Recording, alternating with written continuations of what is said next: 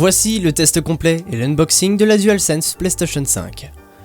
Déjà, ici nous voyons que le carton est assez simple. J'ai voulu me la procurer pour tester quelques trucs et surtout les sensations que peut procurer cette manette. Déjà, c'est assez compliqué de la sortir de son carton, c'est déjà un petit point négatif, hein, n'est-ce pas? Bon, on va pas se châtier sur les détails.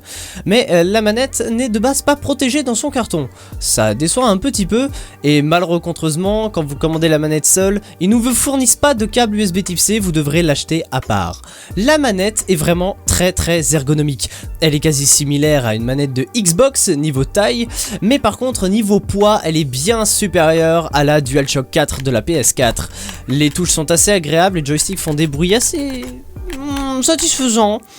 Le touchpad est aussi beaucoup plus lisse, le plastique utilisé est beaucoup plus doux, franchement. Les boutons ont toujours les mêmes sensations que ceux de la DualShock 4, ça ne change pas vraiment. Par contre niveau gâchette c'est extrêmement différent et franchement la sensation se fait ressentir. Le bruit aussi d'ailleurs. La manette n'a pas de LED comme la PS4 derrière, est assez bien. D'ailleurs je ne sais pas si à la caméra vous voyez les petits insignes PlayStation sur le bas de la manette. Elle est vraiment très ergonomique en prise en main. Malheureusement, j'ai peur que ça s'use durant l'avenir. Ici, vous avez la comparaison avec la belle DualShock 4, d'ailleurs de la même couleur. Bon, la DualShock 4 a un petit peu vieilli, mais nous voyons quand même qu'il y a quelques changements, surtout au niveau des gâchettes. R1 est beaucoup plus gros sur la DualSense que la DualShock, ça fait extrêmement plaisir. La manette est aussi d'un blanc beaucoup plus blanc, la LED à l'arrière n'existe plus et le micro intégré de la manette PlayStation 5 me fait plaisir car on ne l'avait pas sur celle de la PS4. D'ailleurs, quand vous branchez la manette, elle est automatiquement reconnue dans les périphériques de votre PC.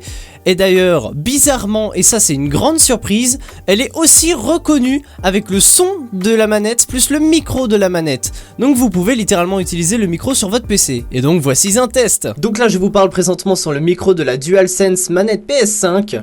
Franchement, la qualité du son est vraiment pas dégueu pour du gaming et du chat vocal. Ça peut encore passer, hein, on se souvient tous du petit micro PlayStation 4. Mais en tout cas, dommage que on entend énormément le bruit des touches quand on joue.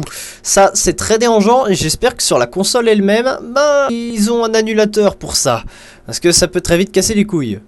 Et d'ailleurs la manette n'a pas d'auto-configuration, vous êtes obligé d'aller la configurer sur les Steam Controllers. Et vous êtes obligé aussi de prendre le preset PlayStation 4, puisqu'il n'existe pas encore de preset PlayStation 5. Et c'est vraiment très dommage. Mais bon, au moins ça fonctionne et c'est ça le principal. Sur certains jeux, franchement, la manette est pareil, similaire que les autres.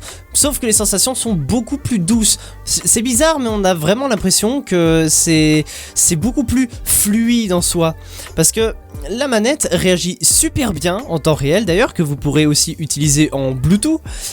Très bien par câble comme Bluetooth, hein. Si vous n'avez pas de Bluetooth sur votre PC, c'est pas grave, vous pouvez prendre un USB Type C à l'occurrence. Mais vraiment on a une sensation de fluidité avec la manette qui n'est pas là sur PlayStation 4. C'est assez dommage, mais franchement ça refait un peu de gameplay. J'adore, vraiment j'aime bien.